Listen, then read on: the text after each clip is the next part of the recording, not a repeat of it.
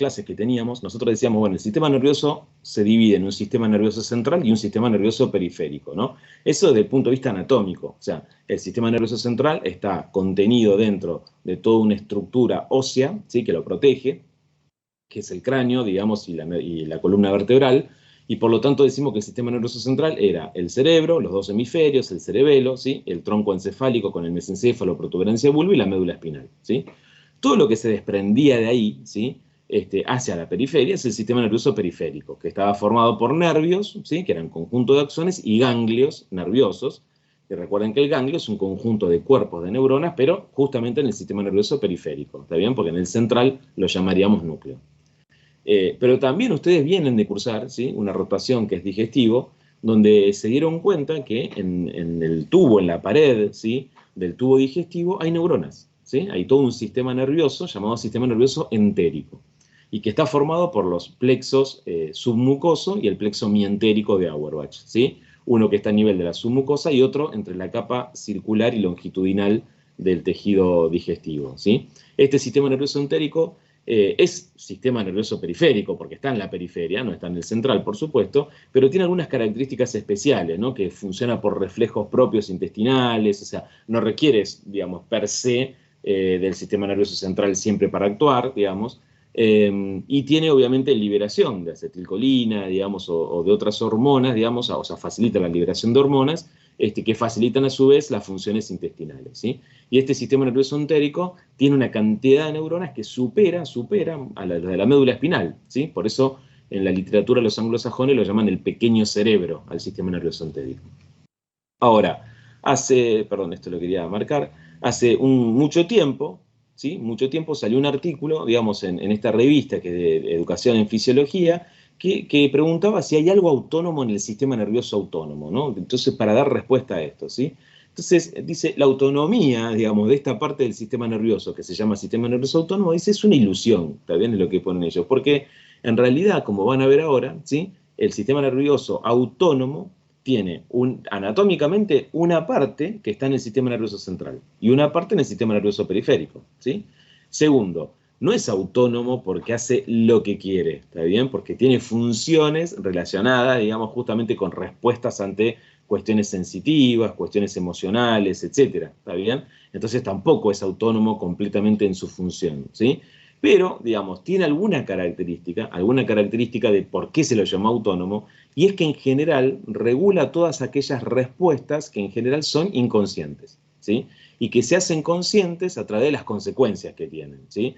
Entonces, qué sé yo, por ejemplo, estamos ante un estrés, un examen, un peligro, digamos, bueno, nos ponemos taquicárdicos, está bien, sudorosos, midriáticos, o sea, dilatamos la pupila, etcétera. Eso es nuestro sistema nervioso autónomo. Yo no le di la orden consciente, por eso es autónomo, ¿sí? No hay una orden consciente, ¿sí? Ahora, tampoco fue que el sistema nervioso autónomo hizo lo que quiso, no se puso taquicárdico porque quiso, sino en respuesta a determinadas cuestiones que le han llegado a la corteza cerebral o estructuras que están por debajo de la corteza cerebral, ¿sí? Entonces, empecemos diciendo esto, que esto de autónomo es, como vamos a ver ahora, porque regula funciones viscerales en general inconscientes. Y nosotros decimos que el sistema nervioso autónomo se divide en dos partes, el sistema nervioso autónomo simpático y el parasimpático, ¿sí? El simpático, ¿para qué sirve? Sirve para el ejercicio, como ven acá, para la lucha, la huida, ¿sí?, el estrés, ¿sí? Y el sistema nervioso parasimpático, que básicamente es un sistema que no es para descansar, ¿está bien? Eso, aunque ven ahí a un muchacho joven descansando, ¿sí?, en una hamaca, no es para descansar, sino que el sistema nervioso parasimpático es un sistema extremadamente activo, ¿sí?, que nos ayuda a redistribuir metabólicamente los componentes, a absorber, ¿sí?, a facilitar la digestión de los alimentos. ¿Para qué? Para obtener energía que luego va a ser usada por el simpático, ¿sí? Entonces, el parasimpático se usa más bien en situaciones de reposo, pero en reposo en el sentido de generar, ¿sí?, una actividad metabólica o una redistribución metabólica para que el simpático luego la vuelva a actuar, ¿sí? Entonces, nosotros decimos que los dos sistemas están, digamos, balanceados, ¿sí? Están en un balance, digamos. A veces necesitamos un poco más del simpático para que nos ayude a correr, huir de determinadas amenazas, y a veces vamos a requerir del parasimpático un poco más ¿Justamente para qué? Para mejorar la digestión, la motilidad intestinal, digerir alimentos, absorberlos, hacer que esos luego se redistribuyan formando, qué sé yo, glucógeno o, digamos, derivar glucosa a algún otro tejido, etcétera, etcétera, ¿sí? Entonces siempre hay un balance. Nunca hay un 100% simpático y nunca hay un 100% parasimpático, porque aparte, cuando el simpático se activa, como consecuencia de las reacciones que genera, eso va a activar un poquito el parasimpático, ¿sí? Y esto lo digo también para entender por qué. Porque a veces cuando hay respuestas exageradas simpáticas o exageradas parasimpáticas, el organismo falla, o sea, tiene fallas graves. Esa falla grave puede ser incluso la muerte, ¿está bien? O sea, si el simpático, digamos, se activa, se hiperactiva, el grado de hipertensión arterial, de estrés que voy a tener, digamos, de taquicardia, etcétera, me puede llevar a arritmias graves y a la muerte. Y si el sistema parasimpático se activa en extremo y nadie nos ayuda, puede dar bradicardia extrema, ¿está bien?, hasta llevar al paro cardíaco. Entonces, los dos sistemas se están balanceando permanentemente, ¿sí? ¿Cómo es anatómicamente? ¿Sí? ¿Cómo es anatómicamente el sistema nervioso autónomo? Bueno, siempre decimos que no importa si es simpático o parasimpático, el sistema nervioso autónomo tiene dos neuronas que están ubicadas en serie, ¿sí? Es decir, una detrás de la otra. A una neurona la vamos a llamar primera neurona, ¿sí? O lo que es más factible, así está en los libros, es neurona preganglionar, ¿sí? Neurona preganglionar. Como su nombre le indica, ¿sí? Neurona preganglionar, significa que esa es el cuerpo de esa neurona, no está en un ganglio, ¿sí? Claramente, sino que está ¿dónde? En el sistema nervioso central, ¿sí? Por eso abajo, ¿sí? Abajo del cuerpo de esa neurona ven el CNC, que es sistema nervioso central, ¿sí? Fíjense que esa primera neurona, llamada neurona preganglionar, que está en el sistema nervioso central, emite un axón, generalmente mielinizado como se ve en el dibujo, que va a hacer sinapsis con una segunda neurona, a la cual se la llama, mal llamada, neurona postganglionar. ¿Por qué digo mal llamada? Porque el cuerpo de esa neurona postganglionar está en un ganglio, pero lo que es en realidad postganglionar es el axón, porque sale del ganglio, ¿está bien? Entonces, en la literatura, en los libros, siempre queda como neurona postganglionar, pero no equivocarse, ¿sí? Digamos, de que el cuerpo de esa neurona postganglionar está en un ganglio, ¿sí? En un ganglio autonómico, ¿sí? Y que el axón de esa neurona va a salir de ese ganglio para hacer sinapsis finalmente con la víscera, ¿sí? Con otra célula, como en este caso un músculo liso de algún órgano, ¿sí? Entonces, fíjense que tenemos dos neuronas. Una neurona preganglionar, está en el sistema nervioso central, su axón sale, o sea que ya está el axón en el sistema nervioso periférico, es mielinizado ese axón, hace sinapsis con la segunda neurona, cuyo cuerpo está ubicado en un ganglio autonómico. Esa neurona se la llama neurona postganglionar, y el axón de esa neurona, ¿sí?, va a salir, es un axón generalmente amielínico, o sea que no tiene mielina, ¿sí?, y que termina haciendo contacto sináptico, ¿sí?, con el efector, que en este caso es un músculo liso, ¿sí?, el músculo liso. Fíjense que no es músculo que es esquelético, esto no es movimiento voluntario, ¿sí?, es músculo liso, por ejemplo el del intestino, ¿está bien? Por ejemplo el de las arteriolas, entonces no tiene nada que ver con lo voluntario, ¿sí?, sino con lo visceral e involuntario, ¿sí? Entonces, como ven, ya dijimos que hay una neurona en el sistema nervioso central y el resto del sistema en el periférico, en el periférico. Bien, esa es la estructura general. Ahora, ¿cuáles son las diferencias fundamentales en esa estructura anatómica entre el simpático y el parasimpático? El simpático, ¿sí?, tiene su primera neurona, a la cual llamamos neurona preganglionar, ¿sí?, ubicada, ¿sí?, en la médula espinal tóraco-lumbar. Es decir, que en los segmentos torácicos y lumbares de la médula espinal, allí van a estar las neuronas que van a formar el sistema nervioso autónomo simpático. El axón de esa neurona, como ven, es cortito, ¿sí? Es muy cortito y tiene mielina, aunque aquí no esté dibujado, ¿sí? Y es cortito, ¿por qué? Porque el sistema simpático, ¿sí?, apenas salen esos axones, se encuentran con una cadena de ganglios que se llama cadena simpática ganglionar, ¿sí?, o cadena ganglionar simpática, ¿sí? Es decir, hay un montón de ganglios ubicados a ambos lados, ¿sí?, de la columna vertebral y muchos delante de la columna vertebral. Por eso esos ganglios se los llama paravertebrales o prevertebrales, ¿sí? Y son ganglios simpáticos, ¿sí?, simpáticos. Entonces, el axón de la primera neurona es corto, porque apenas sale, ya se encuentra, ¿sí?, sale de la médula espinal y ya se encuentra muy cerquita de la columna vertebral con el ganglio, ¿sí? Con el ganglio correspondiente, ¿sí?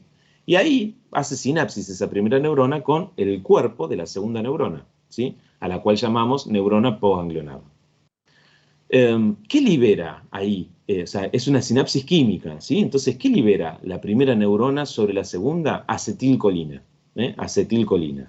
Y el receptor que está en esta neurona postganglionar, en este ganglio, es receptor nicotínico, es un receptor nicotínico para la acetilcolina.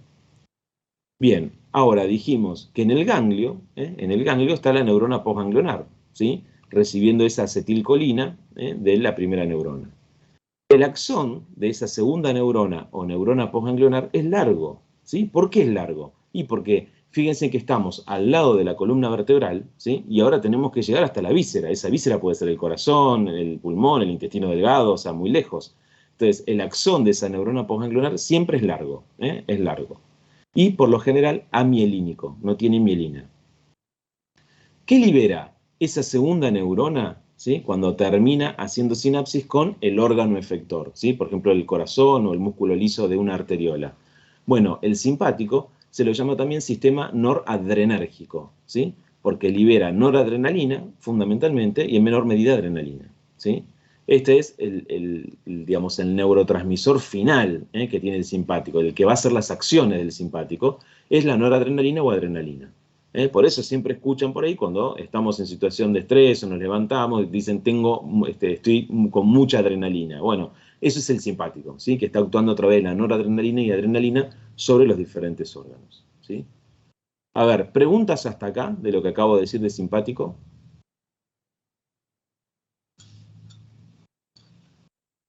¿Se entiende lo que estoy hablando o no se entiende? Sí, profe, también. Sí, profe. Bien, vamos al parasimpático entonces, ¿sí?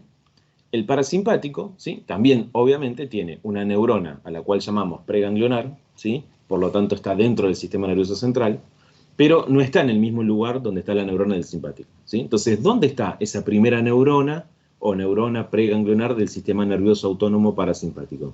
Se lo denomina este sistema cráneo-sacro. ¿Por qué? Porque esa primera neurona o es parte, ¿sí? De 4 pares craneales, ¿sí? Que hay solo 4 pares craneales que tienen componente parasimpático, ¿sí? Que son el 3, el 7, el 9 y el 10, ¿sí? 3, 7, 9 y 10, ¿sí? O a nivel de la médula espinal sacra, ¿sí? O sea, de la última partecita de la médula espinal, ¿sí? Entonces, recuerden que el parasimpático es un sistema que se lo llama cráneo-sacro, ¿sí? Se lo llama cráneo, ¿por qué? Porque esa primera neurona o es un componente de 4 pares craneales, que son el 3, el 7, el 9 y el 10, o está en la última partecita de la médula espinal, que es la parte sacra de la médula espinal, ¿sí? Por eso es cráneo sacro. Ahora, esa primera neurona, obviamente, saca un axón, ¿sí? Y ese axón, ahora fíjense que es largo, es largo. Tiene mielina, ¿sí? Tiene mielina, pero es largo. ¿Por qué? Porque no hay ganglios parasimpáticos cerquita de la columna vertebral, sino que están más lejos, ¿sí? ¿Y dónde están esos ganglios, digamos? Y están o muy cerquita de la víscera, ¿sí? Sobre la cual después va a caer el parasimpático, o directamente dentro de la pared de la víscera, ¿sí? Entonces, el parasimpático tiene una primera neurona cráneo-sacra, un axón mielinizado, perdón, un axón con mielina, largo, ¿sí? Que va a liberar acetilcolina también sobre la segunda neurona, que está en un ganglio parasimpático. Y ese ganglio está o cerquita, muy cerquita de la víscera, o dentro de la pared de la víscera, directamente. Como dije antes, libera acetilcolina esa primera neurona. O sea que esto es igual para los dos sistemas, y actúa sobre un receptor nicotínico también en la neurona postganglionar. Ahora bien, ¿dónde está la segunda neurona del parasimpático? ¿Sí? Que se llama neurona postganglionar. Bueno, esa neurona va a estar justamente en un ganglio parasimpático, ¿sí? Que va a estar cerquita de la pared, como dijimos, de la víscera, o dentro de la pared de las vísceras, como ustedes han estudiado en digestivo. O sea, forman parte del sistema nervioso entérico, ¿sí? Y como ya está esa segunda neurona cerquita de la víscera, o adentro de la víscera inclusive, su axón es cortito, ¿sí? No tiene que recorrer. Entonces el axón de la neurona postganglionar parasimpática es muy cortito, y amielínico, amielínico también. Ahora, ¿qué libera el parasimpático sobre las vísceras, sobre el órgano final? Acetilcolina. Esto no lo tengo que olvidar, ¿sí? Mientras que el simpático lo que liberaba es noradrenalina sobre las vísceras, ¿sí? El parasimpático va a liberar acetilcolina. ¿Eh? Por eso al simpático lo conocemos como sistema noradrenérgico y al parasimpático como sistema colinérgico. Colinérgico porque libera acetilcolina sobre las vísceras, ¿sí? ¿Hay excepciones a esto? Sí. El parasimpático sobre algunas glándulas, van a leer por ahí, etcétera, no libera acetilcolina, sino que también libera noradrenalina, ¿está bien? Pero en forma general uno tiene que recordar que el parasimpático es colinérgico, va a liberar acetilcolina. Entonces, repasemos lo que dijimos hasta acá del simpático, ¿sí? El sistema nervioso autónomo simpático tiene las neuronas de primer orden o primera neurona o neurona preganglionar, así la llamamos, ¿sí? En el asta intermedio lateral de la médula espinal tóraco-lumbar, ¿sí? Entonces, fíjense en el dibujito, ustedes tienen la médula espinal, recuerden que la médula espinal tiene una sustancia gris en el medio, formando la letra H, o esa mariposa, como ustedes quieran, y esa sustancia gris tiene un asta posterior, que en general es por donde entra el estímulo sensitivo, un asta anterior por donde sale lo motor, y a veces, no siempre, tiene un asta intermedia, ¿sí? Una sustancia gris intermedia. Bueno, justamente en esa asta intermedio lateral de la médula espinal, en los segmentos tóraco-lumbar, ahí lo ven a la derecha, tóraco-lumbar, en ese nivel, ¿sí? Ahí va a estar la neurona preganglionar del sistema simpático, ¿sí? Como dijimos, si ustedes ven en este dibujo, ¿sí? Los axones salen, pero son cortitos. Son cortitos, ¿por qué? Porque apenas salen ya se encuentran con una cadena de ganglios llamada cadena simpática ganglionar, ¿sí? Que son los ganglios paravertebrales y a veces ganglios prevertebrales, ¿sí? Entonces, por eso la neurona preganglionar es cortita. Entonces recuerden que el simpático es un sistema tóraco-lumbar, ¿sí? Nace en la médula espinal tóraco-lumbar. Esto suele ser pregunta en los exámenes y no sabemos por qué no pueden contestar esto, no pueden entender que en la médula espinal, aparte de haber neuronas motoras llamadas alfa-motoneuronas, por ejemplo, y hay neuronas sensitivas, ¿no? De que ustedes vieron la vía extralemniscal, la que lleva el dolor, que cuando entra hace sinapsis ahí con la segunda neurona, o sea, acá hay neuronas sensitivas, también a nivel torácico y lumbar, la médula espinal tiene neuronas simpáticas, ¿sí? Esta es la razón por la cual el deterioro, el daño, ¿sí? Traumatismos en la médula espinal tóraco-lumbar puede dar origen a trastorno del sistema simpático, puede dar arritmias ventriculares, ¿sí? Embolia de pulmón, etcétera, etcétera, ¿sí? O sea, un montón de trastornos relacionados con la función simpática. Bien, entonces, las fibras preganglionares, o sea, de esa neurona preganglionar, ¿sí? Van a salir digamos, de la médula espinal, tóraco-lumbar, por la raíz ventral, ¿sí? O sea, por delante, ¿sí? Están mielinizadas, como dijimos, ¿sí? Y, digamos, la mayor parte de estas fibras van a hacer sinapsis con las neuronas que están en los ganglios paravertebrales y prevertebrales, ¿sí?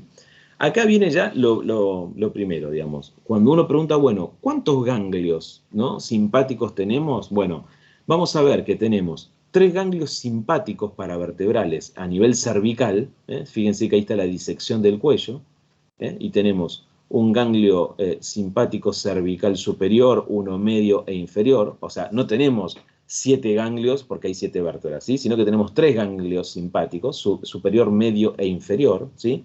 Este inferior cervical a veces puede estar fusionado con el primero dorsal, o sea, el primero torácico, ¿sí?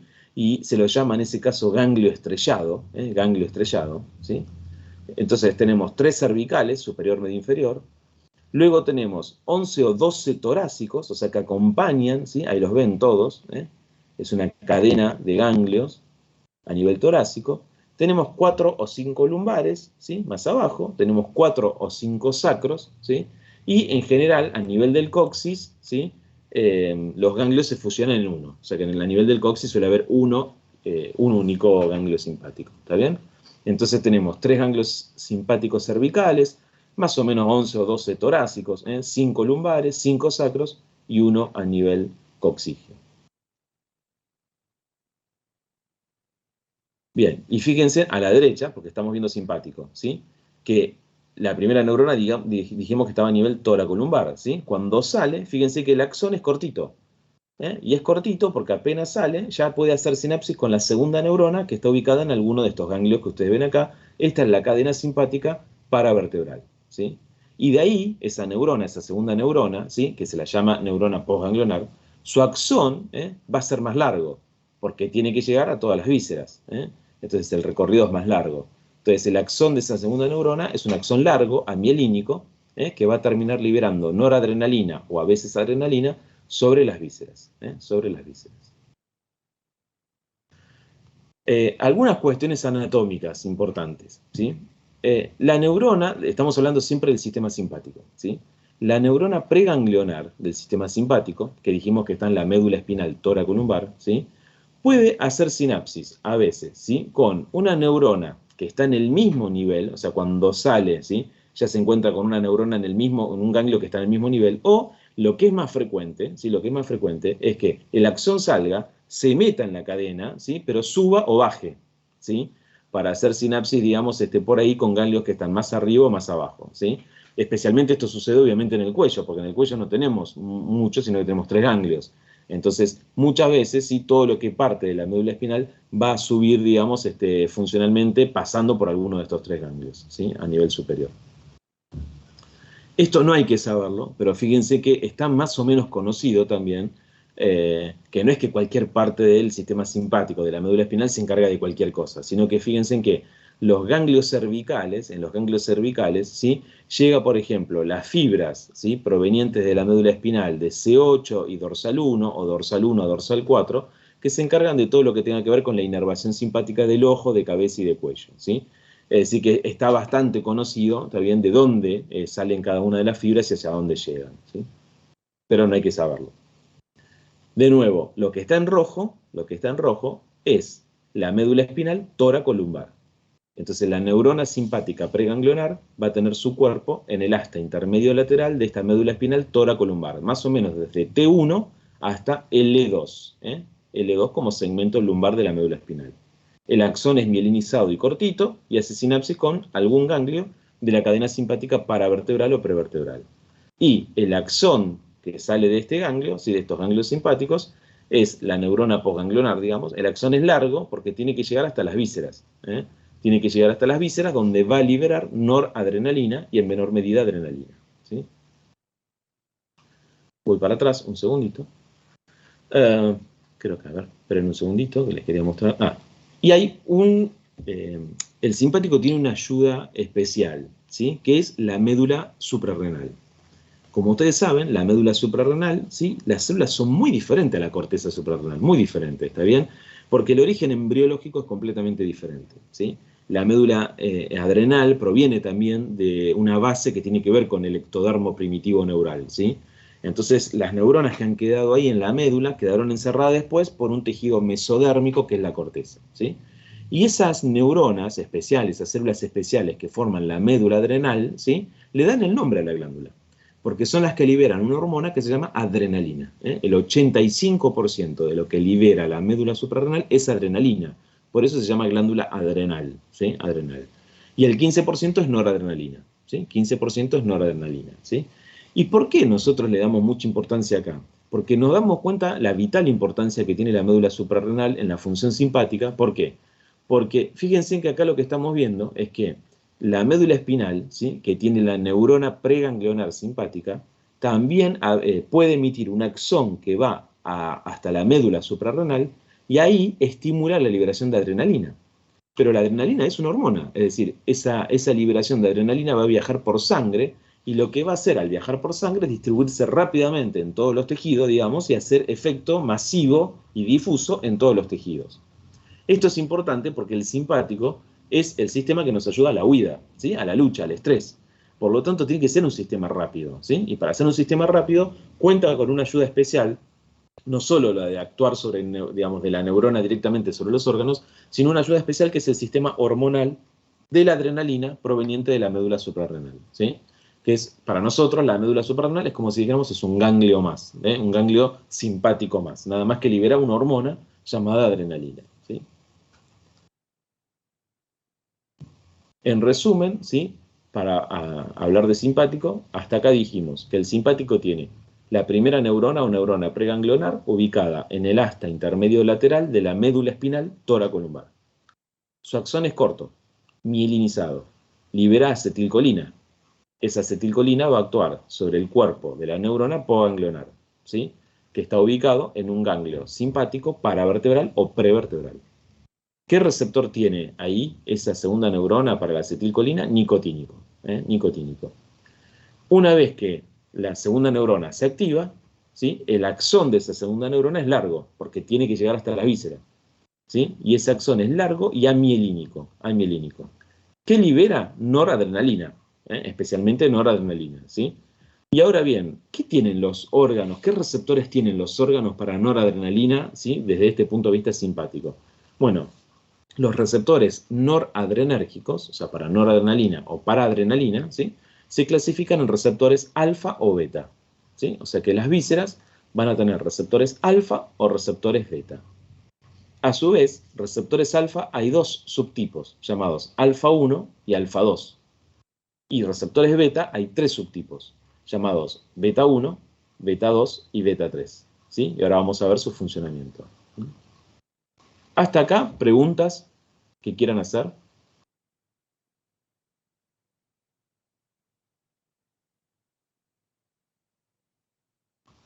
¿Alguna duda, pregunta hasta acá?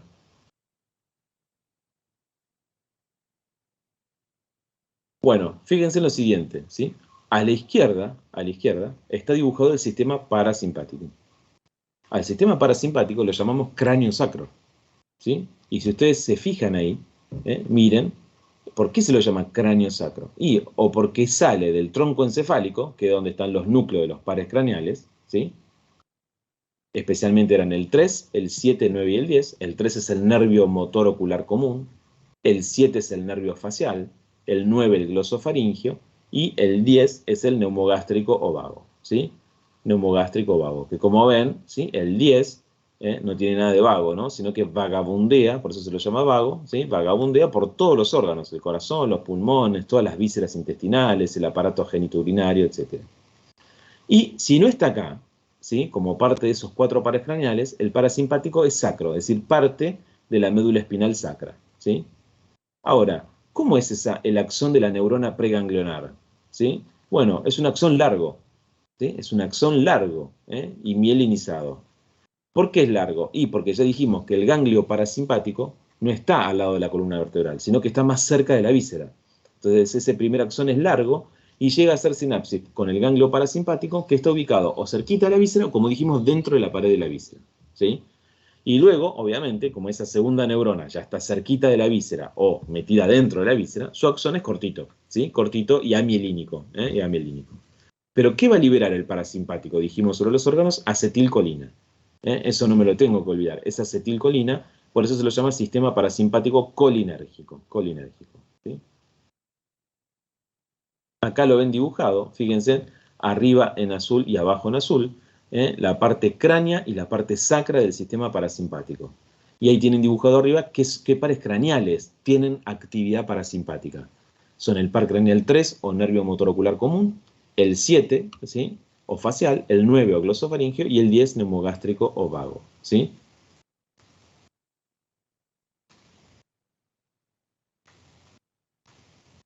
Entonces, vamos a ver ahora, que ya sabemos esto, déjenme un segundito, llegar hasta acá.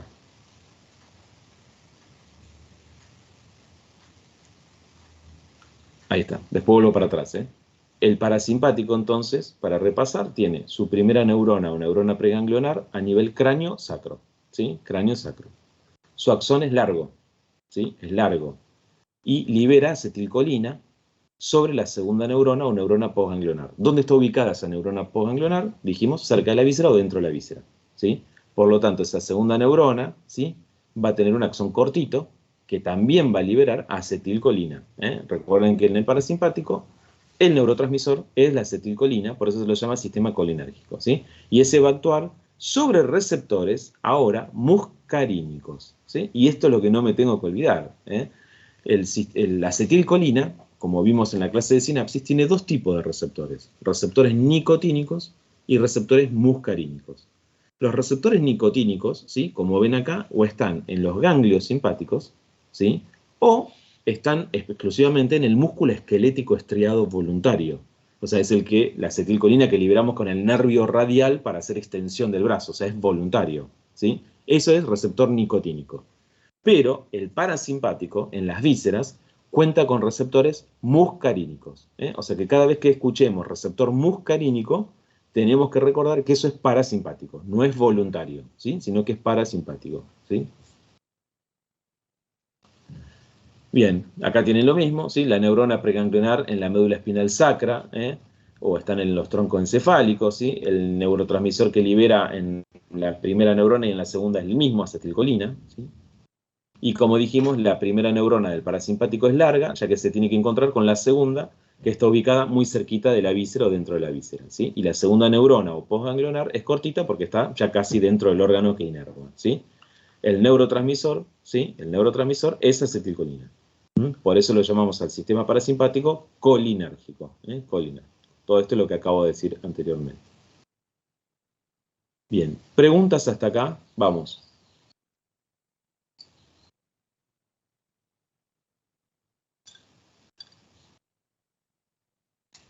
Vamos, no puede ser que no haya ninguna duda, ninguna pregunta.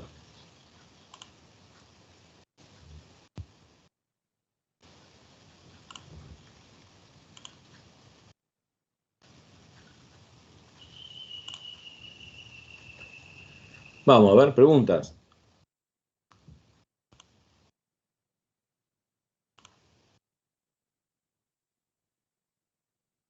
Profe, perdone, ¿los receptores beta son del sistema simpático entonces? Sí, sí, sí, el sistema simpático, ¿sí? Como vimos en sinapsis, digamos también, la noradrenalina y la adrenalina, ¿sí? La noradrenalina y la adrenalina utilizan receptores alfa o beta, ¿sí? Alfa o beta. Por lo tanto, como en el simpático el neurotransmisor es noradrenalina y en menor medida adrenalina, los receptores que va a tener que tener en las vísceras son alfa o beta. ¿Se entiende o no? Sí, profe. Y en el caso del parasimpático, en las vísceras son solo mucarínicos. Solo muscarínicos, exactamente.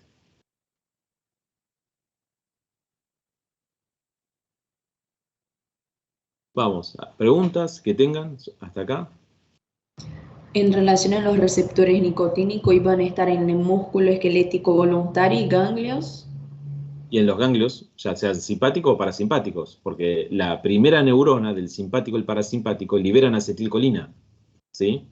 Y esa primera neurona, no importa si es simpática o parasimpática, como liberan acetilcolina, el receptor que se encuentra en el ganglio simpático o parasimpático va a ser nicotínico también, ¿sí? No es exactamente igual cuando uno lo estudia, ese receptor nicotínico de ese ganglio simpático o parasimpático, no es igual que el receptor nicotínico del músculo esquelético, ¿sí? No es igual, no es idéntico, pero es receptor nicotínico al fin. Gracias, profe.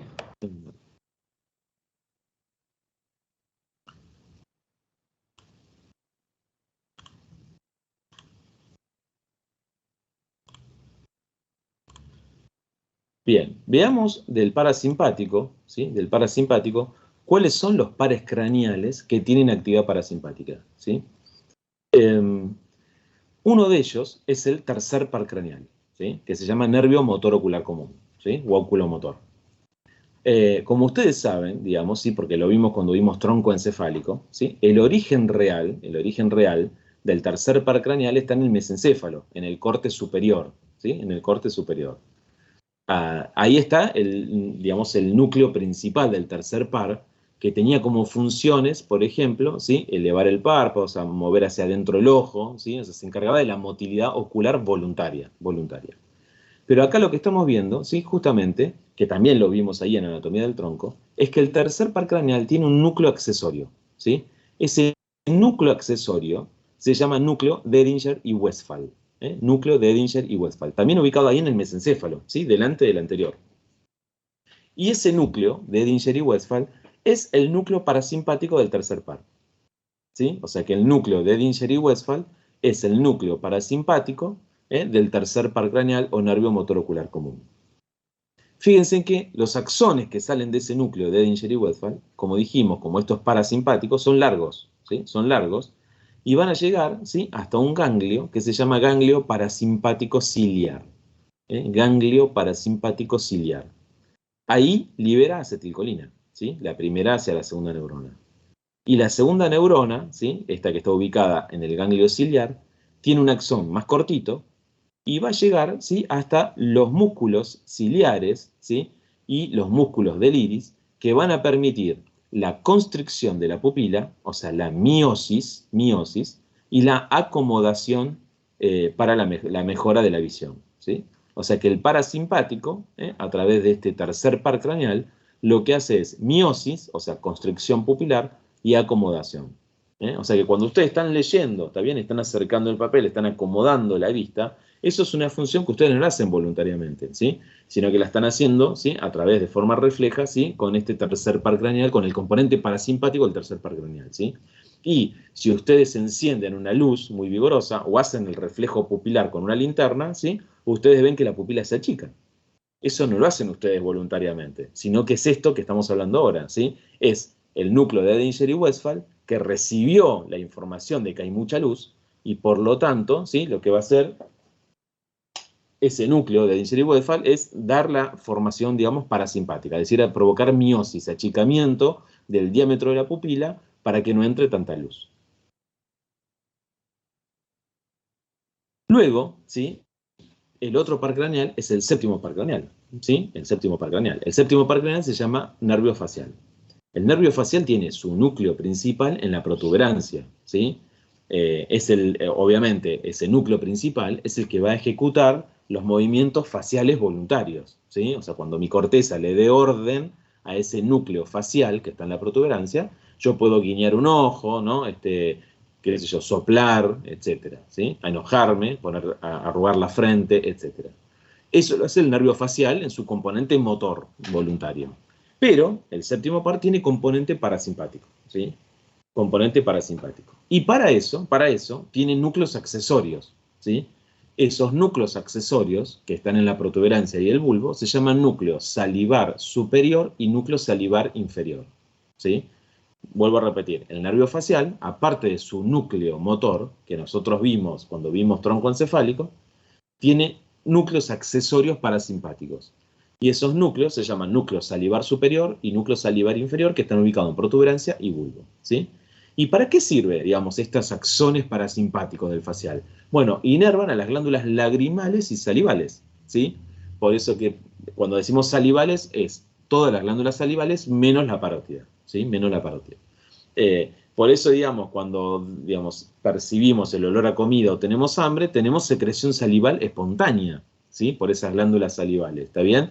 ¿Y por qué es espontánea? No es voluntaria, no es ejecutado por mi corteza, sino que lo que estamos viendo ahí es la acción del parasimpático, ¿sí?, que es involuntario. Además, ¿sí?, dijimos que el otro par craneal que tiene componente parasimpático es el noveno par craneal, ¿sí? El noveno par craneal se llama glosofaringio, ¿sí?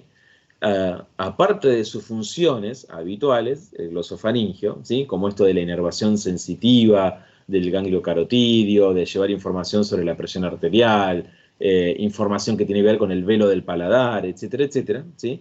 El noveno par también tiene un componente parasimpático, ¿sí? Componente parasimpático, ¿está bien? Y fundamentalmente, si uno tuviera que resumir, ¿no?, ¿qué hace el noveno par, el glosofaringio, desde el punto de vista parasimpático? Bueno, inerva la parótida. O sea que la secreción salival mayor que tenemos proviene del glosofaringio, ¿sí? Esa es la función principal, ¿está bien?, que tenemos. Y nos queda, ¿sí?, perdón, esto es del séptimo, no importa esto. Y nos queda el último par craneal, que es el décimo par craneal, ¿sí? El décimo par craneal se llama vago o neumogástrico, ¿sí? Ustedes se acuerdan que el núcleo principal está en el bulbo raquídeo, ¿sí? En el bulbo raquídeo.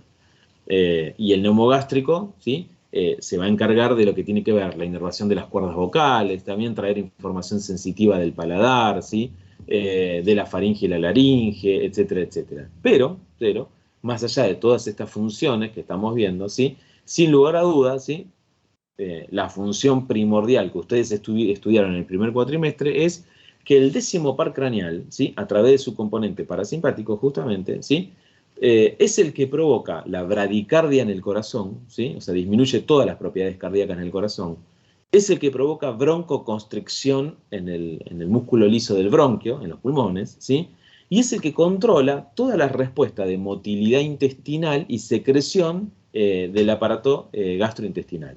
O sea que cuando ustedes estudiaron el cuatrimestre pasado que uno de los estímulos para liberar ácido clorhídrico es la acetilcolina, bueno, lo que estaban hablando ahí es de esto, ¿sí? Esa acetilcolina viene, ¿sí? Es el componente parasimpático del 10º par neumogástrico vago. Cuando ustedes estudiaron en el primer cuatrimestre que la acetilcolina estimula la secreción del jugo pancreático, ¿sí? Bueno, ahí están hablando justamente de este 10º par craneal parasimpático, ¿sí? Es decir que toda la motilidad intestinal, ¿sí? Toda la motilidad intestinal, las ondas peristálticas del tubo digestivo, las secreciones, ¿sí? Lo que es la bradicardia o la disminución de las propiedades cardíacas en el corazón, la broncoconstricción, están producidas, ¿sí? Justamente por el 10º par craneal neumogástrico o vago.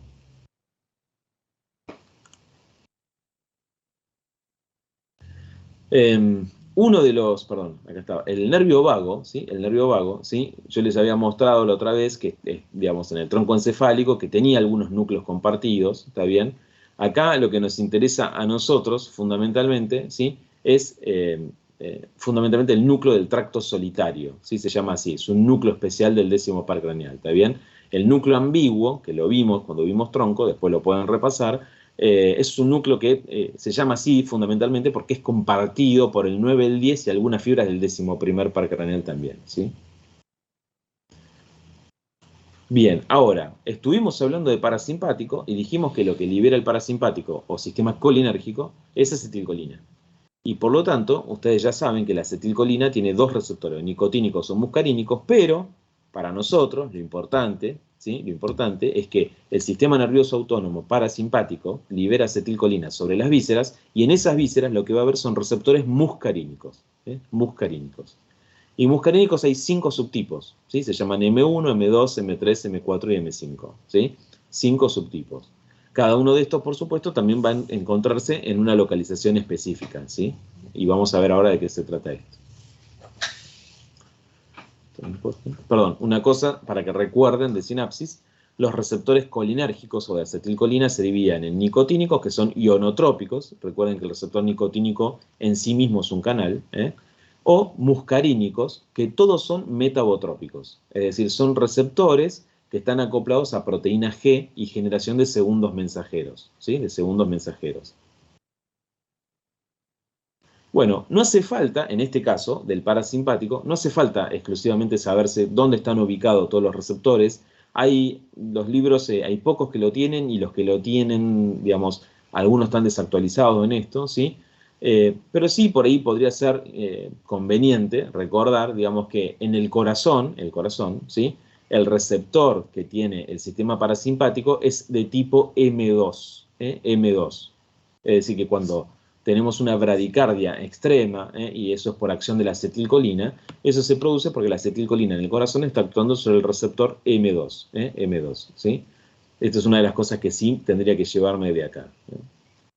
Bien, entonces, vamos a ver ahora, ¿sí?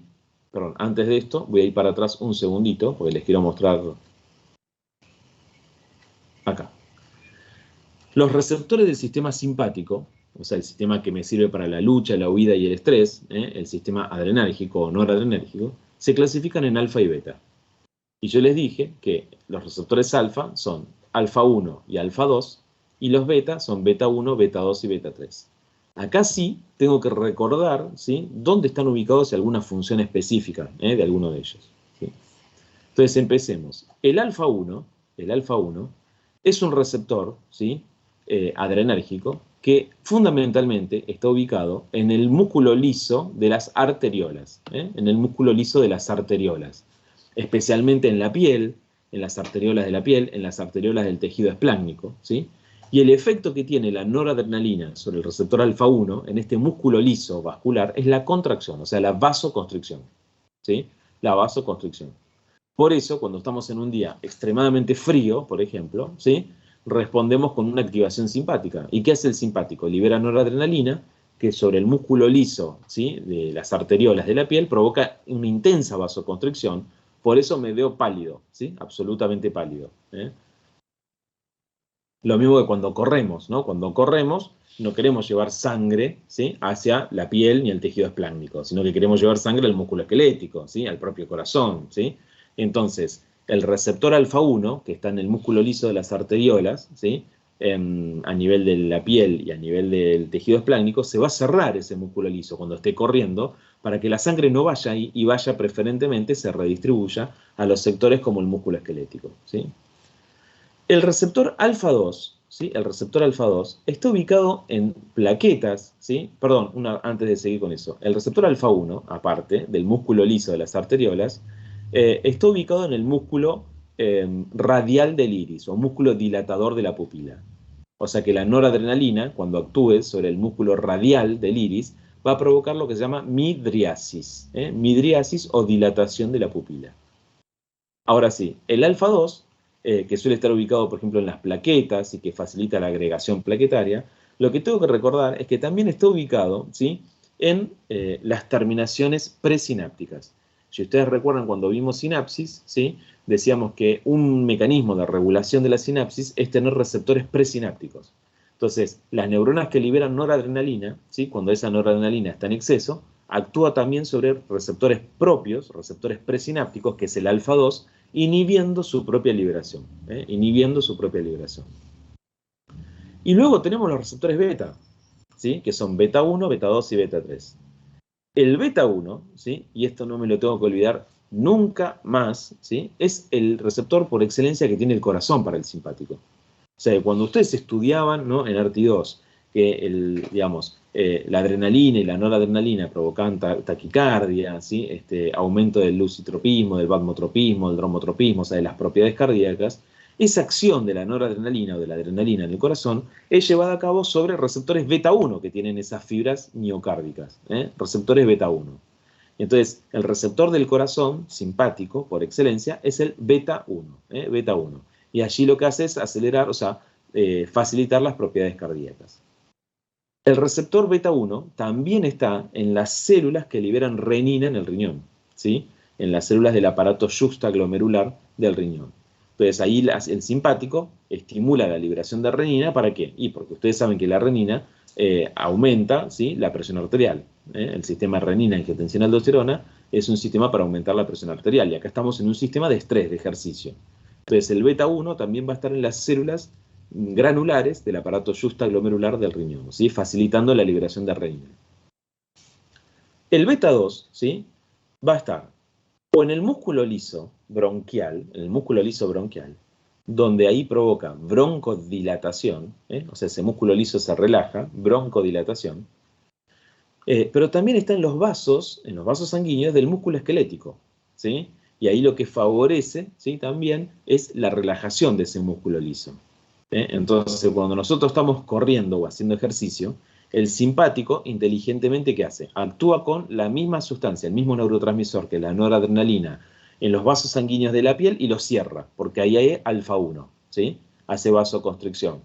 Toda la sangre que no se va a la piel, ¿dónde la manda? Al músculo esquelético, ¿sí? Entonces el simpático en el músculo liso, ¿sí?, músculo liso de las arteriolas del músculo esquelético, hace vasodilatación. Vasodilatación para que le llegue más sangre, ¿sí? Y el beta 3, por ejemplo, está en el tejido adiposo, en los adipocitos, donde ahí activa la lipólisis. La adrenalina es lipolítica, ahí activa la lipólisis, ¿sí? Ahora sí, dicho esto, me voy para adelante.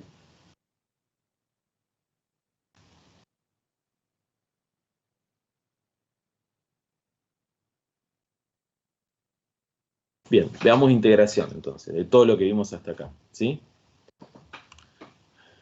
Bueno, ¿qué están viendo ahí? Vamos, ¿qué están viendo?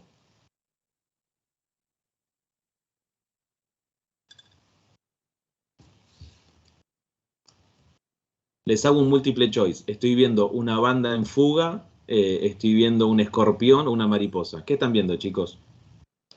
Una banda en fuga. Gracias. Bueno, buenísimo. Entonces lo que están viendo es una banda se está fugando, está claro, ¿no? ¿Sí? Hay una luz que los apunta, se está fugando, ¿sí?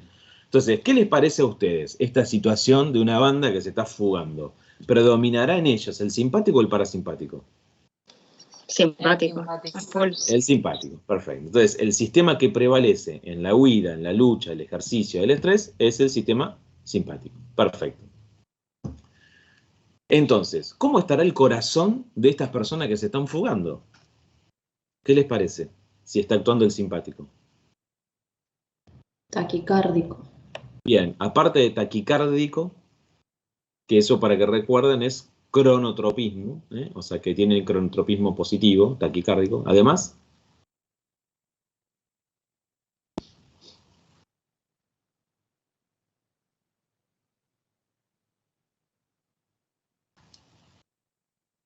El inotropismo será aumentado. ¿y qué es el inotropismo?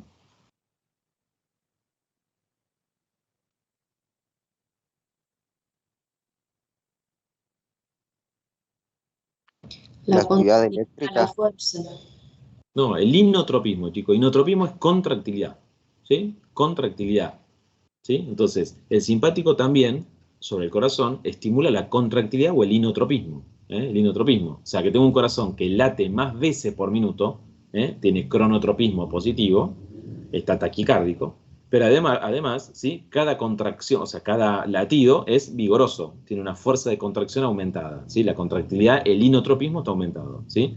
Además, ¿cuáles son las otras dos propiedades cardíacas? Aparte del cronotropismo y el inotropismo.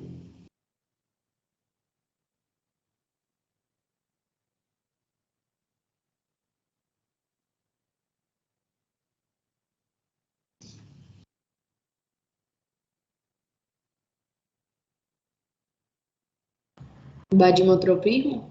¿Y qué es eso? La excitabilidad. Bueno, entonces el sistema, digamos, el sistema eléctrico, de conducción eléctrica del corazón, está hiperexcitable, digamos, tiene un aumento de la excitabilidad o vatmotropismo, ¿sí? Un aumento de la excitabilidad o vatmotropismo, ¿sí? Y la última propiedad cardíaca, ¿cuál es? O sea, ¿cómo? La conductibilidad. La conductibilidad, ¿sí? O velocidad de conducción, que es el dromotropismo, ¿sí? Dromotropismo o velocidad de conducción. O sea que tengo un corazón que late más rápido, más vigoroso, está más excitable y tiene mayor velocidad de conducción, ¿sí? Esas son las 4 propiedades cardíacas. Todas esas 4 propiedades cardíacas están aumentadas como efecto simpático. Ahora, el simpático, ¿qué liberó sobre el corazón para hacer eso? Adrenalina. Sí, adrenalina llegó por dónde principalmente, por el nervio, Por la sangre. por la sangre como hormona, pero el nervio simpático, ¿qué liberó sobre el corazón? ¿Cuál es el neurotransmisor del simpático, dijimos? Noradrenalina. Noradrenalina, ¿está bien? Entonces, el sistema simpático libera noradrenalina fundamentalmente, ¿sí? En sus axones, ¿está bien? Y tiene una ayuda extra, dijimos, de la médula suprarrenal liberando adrenalina como hormona, ¿sí? Bien, la noradrenalina y la adrenalina, para hacer todo lo que dijimos recién de aumentar las propiedades cardíacas, ¿qué receptor van a tener las fibras cardíacas del simpático? Beta 1. Beta 1. ¿Sí? Entonces, ahí tenemos, ¿sí? Que estos muchachos que se están fugando, están taquicárdicos con un aumento de la excitabilidad cardíaca, la velocidad de conducción, de la contractilidad cardíaca, porque la noradrenalina que tienen alta en la sangre y la adrenalina actúan sobre el receptor beta 1 que está ubicado en el corazón, ¿sí? El receptor beta 1, ¿sí? Que está ubicado en la membrana, por supuesto, de cada una de las fibras cardíacas, ¿sí? Tanto en el nodo sinusal como en el resto de las fibras cardíacas, ¿sí? Es un receptor metabotrópico, ese receptor beta 1, ¿sí? Es decir, que está acoplado a segundos mensajeros, y ese segundo mensajero, como ustedes ven acá abajo, es el AMP cíclico, que se aumenta dentro de la célula. O sea que cada vez que la noradrenalina actúa sobre el receptor beta 1, adentro de esa célula está aumentando el AMP cíclico, ¿sí? El AMP cíclico. Bien, entonces ya vimos corazón simpático. Bien, ¿qué pasará con esta gente que está huyendo con el músculo liso bronquial? Broncodilatación. Broncodilatación, o sea, es lógico que si estoy corriendo, escapando, necesito entrar mejor volumen corriente, ¿sí? Volumen corriente respiratorio me refiero, ¿sí? Entonces necesito hacer broncodilatación, broncodilatación, ¿sí? ¿Y qué receptor utiliza acá el simpático en el músculo liso bronquial para hacer broncodilatación? Beta 2.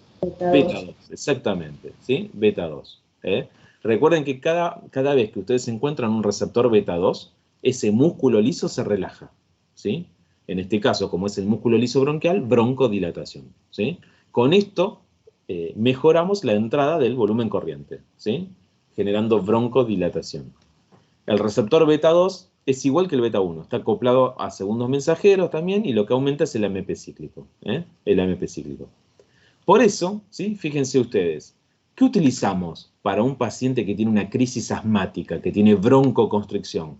Utilizamos una droga que es el salbutamol, que ustedes lo están viendo acá como albuterol, porque así se llama en Estados Unidos, el salbutamol, que es un agonista beta 2, ¿sí? Es un agonista beta 2, o sea, es una sustancia que cuando ustedes la inhalan, llega por sangre al músculo liso bronquial, ¿sí? Y ahí actúa sobre el receptor beta 2, estimulándolo como si fuera la noradrenalina, ¿sí? Por eso hace broncodilatación. Bien.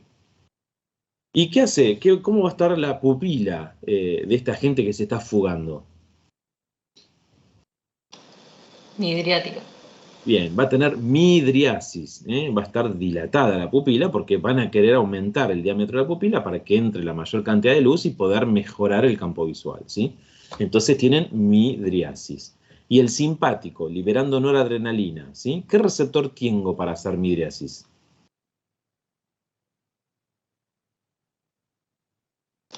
¿El alfa 1 era? El alfa 1, exactamente, ¿sí? ¿Por qué? Porque el músculo, ¿sí? Se llama músculo radial, músculo radial. Lo que hace, al tener ese músculo liso del ojo al receptores alfa 1, la noradrenalina lo que hace es los contrae, y al contraerlo estiran, cada uno para otra parte, y la pupila se dilata. Eso es por la disposición de las fibras de ese músculo radial del iris, músculo radial del iris. Entonces, ahí tenemos, ¿sí? Midriasis, ¿sí? Fíjense que el receptor alfa 1 también es metabotrópico, ¿sí? Es metabotrópico, pero lo que aumenta fundamentalmente, ¿sí? Es la concentración de calcio intracelular. O sea que la noradrenalina, cuando actúa sobre el receptor alfa 1 en la membrana, luego adentro de esa célula se genera un aumento del calcio. Y el calcio, como ustedes saben, en cualquier músculo lo contrae. Entonces acá van a tener una contracción del músculo radial del iris, y eso provoca como respuesta midriasis, dilatación de la pupila.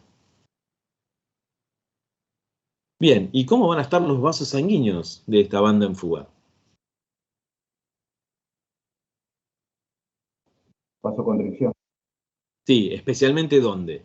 Vasoconstricción. A nivel de la piel y a nivel muscular, no. A nivel de la piel y a nivel ¿dónde? De tipo de sistema digestivo. Claro, exactamente, a nivel de la piel y a nivel esplácnico, tubo digestivo, ¿sí? ¿Por qué? Porque lo que trato es de llevar sangre al músculo esquelético, yo estoy escapándome de un lugar, ¿sí? Entonces le tengo que llevar sangre al músculo esquelético, al corazón, al cerebro, ¿sí? Entonces, para llevarle sangre a esos lados, ¿sí? No me queda otro que sacársela a otros órganos, porque yo no me puedo hacer una transfusión en el medio de la carrera, ¿está bien?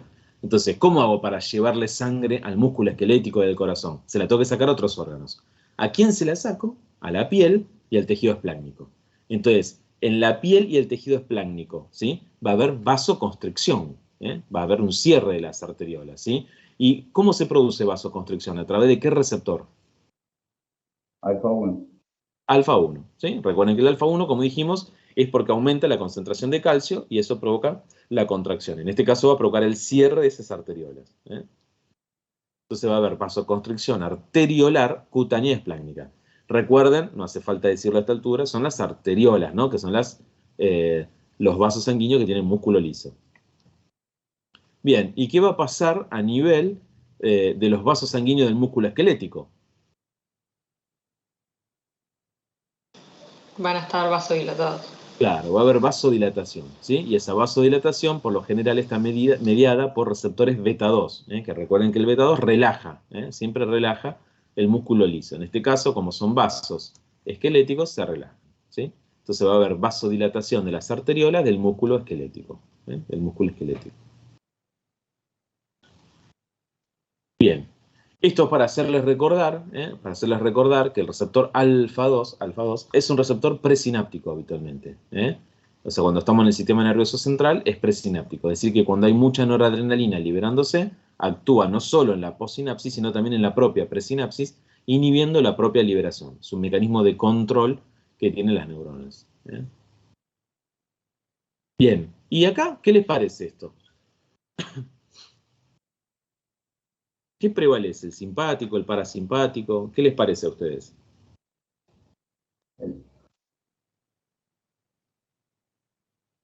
El parasimpático. ¿Por qué? Y porque está como, como en una situación de relajación, ¿no? Sí. Parecería. Por un lado, la situación, el entorno parece relajada, pero él ¿cómo está? No, Con está rabia. parasimpático. Claro, parece que nos va a matar, digamos, ¿no? Claramente. Así que, digamos, acá donde ven, obviamente que los dos sistemas están actuando muchas veces en conjunto, ¿sí? Muchas veces alguna parte del cuerpo puede tener un predominio y otra parte, pero uno podría decir que hasta hace un ratito seguramente estaba muy parasimpático, relajado, pero en este momento seguramente lo que está prevaleciendo, ¿no? Es la actividad simpática, ¿eh? La actividad simpática, ¿sí? Para acompañar esto, ¿sí? Y que no queden dudas, otra cosa importante, digo, para recordar, es que, por ejemplo, ¿sí? Para que se den una idea de que los dos sistemas no están, uno actúa y el otro está apagado, ¿no? Siempre hay uno que prevalece sobre el otro, digamos, ¿no? En la actividad reproductora del hombre, ¿sí? O en la actividad sexual del hombre, ¿sí? Y de la mujer, los dos sistemas están funcionando al mismo tiempo, tienen que funcionar al mismo tiempo. Por ejemplo, el sistema simpático, ¿sí? Se encarga de la eyaculación en el hombre, ¿sí? Y el parasimpático de la erección del pene, ¿sí? Entonces, ahí da una muestra donde los dos sistemas están actuando al mismo tiempo, ¿sí? Y lo mismo ocurre en la mujer, donde hay erección, digamos, del clítoris, digamos, y aumento de las secreciones, la tumefacción del mismo, ¿sí? Y eso también tiene que ver con esta actividad, obviamente, sexual y con la actividad reproductora de la especie, ¿no? Propiamente dicha. O sea que hay muchos momentos donde uno va a tener predominio claro de la función y en otro donde van a estar más acompañados, ¿sí? Van a estar más acompañados. Bueno, preguntas de la clase de hoy.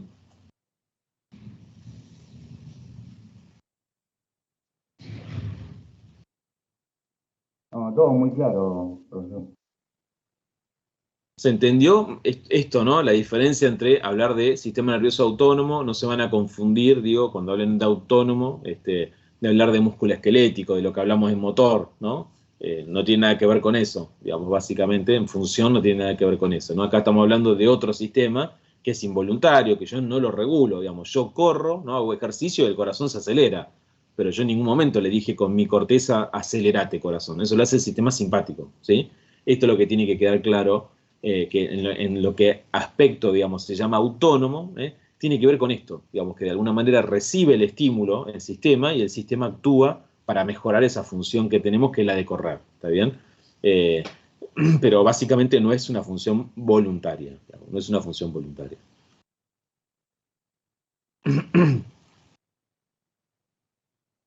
¿Dudas, preguntas que tengan? Profe, le hago una pregunta. Sí.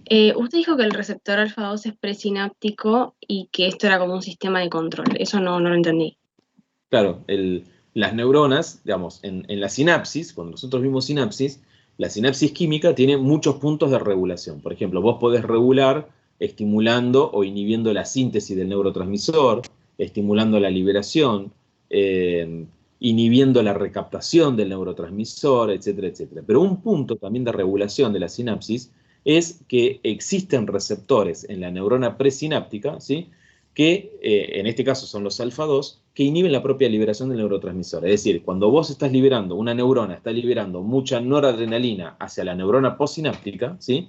En la neurona postsináptica va a provocar el efecto que tiene que provocar. O sea, si tiene receptor alfa 1, qué sé yo, y es el músculo liso de una arteriola, hará vasoconstricción.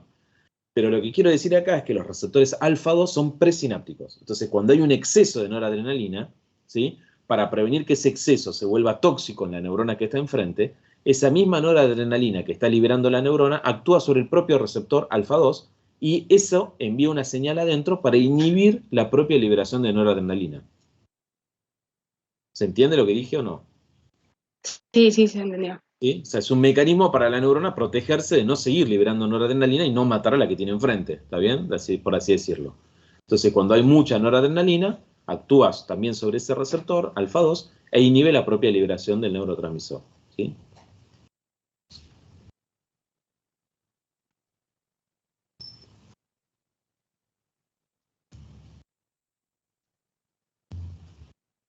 Bueno, a ver, más allá de este sistema nervioso autónomo, que no es tan complicado, digamos, el sistema, digamos, hay que estudiarlo, pero no es tan complicado de estudiarlo, ¿qué tema, digamos, les gustaría ver formalmente el lunes que viene? El lunes que viene yo le voy a dar función superior, las que quedan, porque ustedes lenguaje y afasia ya vieron, digamos.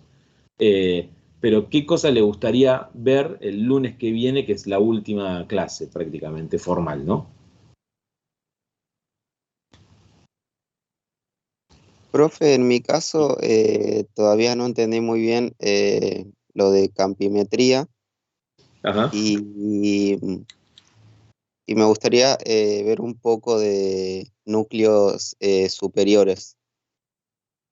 ¿Qué significa núcleos superiores? ¿Me explicás? Porque no sé, ¿a qué está? Perdón, núcleos superiores, no, neuronas motoras superiores. Está bien.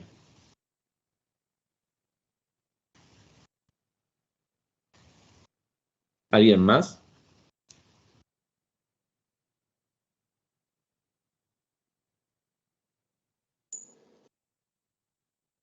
¿Algún tema que no hayan visto, qué sé yo, que no hayan entendido de morfofísica en las guías?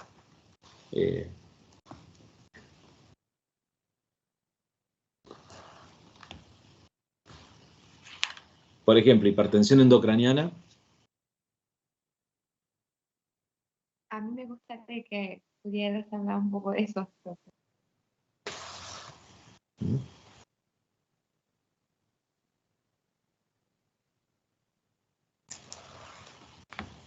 Bueno, ¿algún tema más?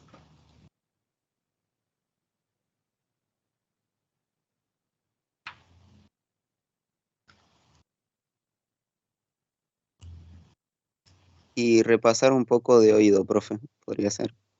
Bueno, lo anoto.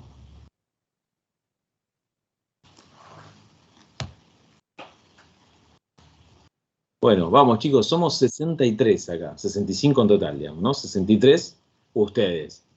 ¿Está bien? Digamos, es la última, ¿sí? Estamos en el último tramo de la materia, ¿eh? Entonces les pedimos, digo, que digan ahora, digo, qué tema les parece repasar, qué tema tienen dudas. Profe, ¿puede ser lenguaje un poco de afasia? Bueno, lo pongo.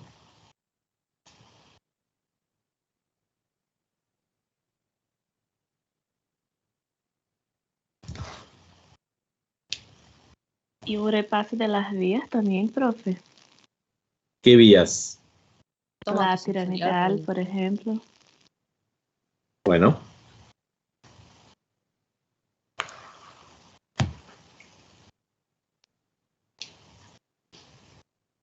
Bueno, ¿algo más? Eso va con neurona superior, así que no hay problema.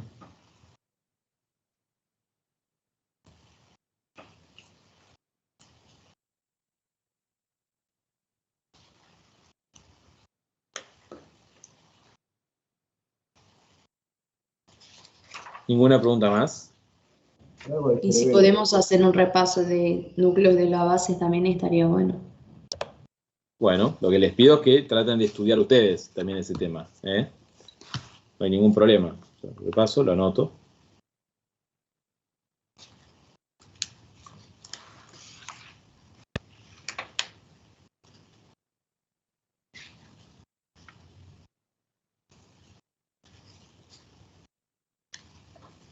¿Ninguna pregunta más?